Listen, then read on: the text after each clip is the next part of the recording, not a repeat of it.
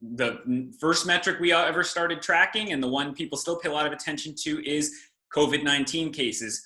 Again, all through the charts, and that's why it's always interesting to watch, and that's why we do these 7-day averages, because we want to show people the trends, not just each day can bounce around a little. And again, you see it down, but I will say we've seen in other countries where COVID has all but disappeared.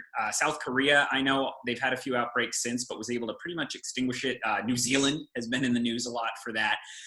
That's not where Rhode Island is, though. It's down considerably. Yeah, right again, Ted. The 7-day average, which, like you said, is really important, because what happens, especially with cases, is that on the weekends, fewer people go to get tested. So almost like clockwork, if you look at from the beginning of testing, at least till when they expanded it on April 2nd to include anyone with symptoms, all the way up to current date, there's always a drop-off on every weekend in terms of total positive cases, and that's just reflective of less people going to get tested on the weekend. Maybe they don't want to be bothered.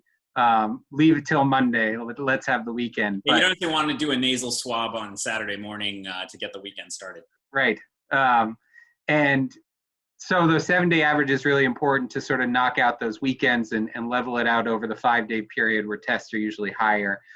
Like you said, trending downward again since late April, when there was kind of the peak, and that's been looking great as of recent. Last week, I think it was sort of averaging out at about 100 positive tests per day.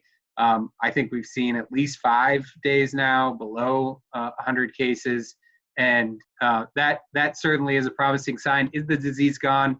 Absolutely not. People are still testing positive for it. People still have this disease. And again, tests is a good leading indicator as to how the disease might be affecting us moving forward. So it's another one that I recommend people keep a close eye to, especially as more people are moving about, mobility grows, and the possibility of spread increases.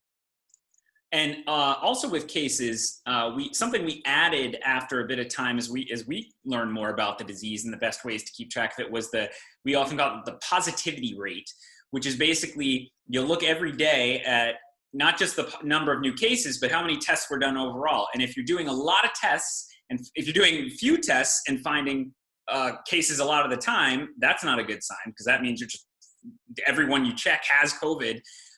Whereas if you're testing a lot of people and they don't have it, that can be a sign that, okay, it's not as bad as you think, and you are getting enough of the community. Rhode Island, as we've talked about before, leads the country still in per capita testing. Rhode Island is testing more people per capita than anywhere else. It helps that, CVS helped roll that out, and it's a small state. So once they got a lot of testing capacity up and running, they did a lot of tests. But we see here, Rhode Island, I think the state did a record number of tests one day last week. And they're doing a decent number most days, though, as you said, weekends are down. And we see the positivity rate well below that 10% that has been pointed to as sort of a goalpost to get under 10% as a good sign for a place. Yeah, absolutely. And like you said, back at sort of the peak area when it was really the worst in Rhode Island, we were seeing positivity rates on a daily basis above 14%, which is just really not where you want to be. Especially when you're testing a large number of people. The all-time positivity rate now is, it really was stubbornly above 10% for a long time.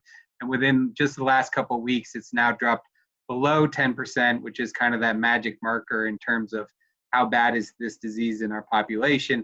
And it's now, I think, just below 9%. For all time. In terms of daily positivity rate, we're seeing numbers below 5 consistently, which is obviously a good sign. Now, the one caveat I think I'd throw in there is for a couple weeks now, the state has been doing what they call surveillance testing, which is basically going into nursing homes, which of course have been hit the hardest, and also for people who are working in nursing homes, and I believe maybe hospitals as well. They're getting tested whether or not they have symptoms. So you have an instance that's different from before, in which you may have a lot of people who are not sick being included in that total, which will drive down the positivity rate.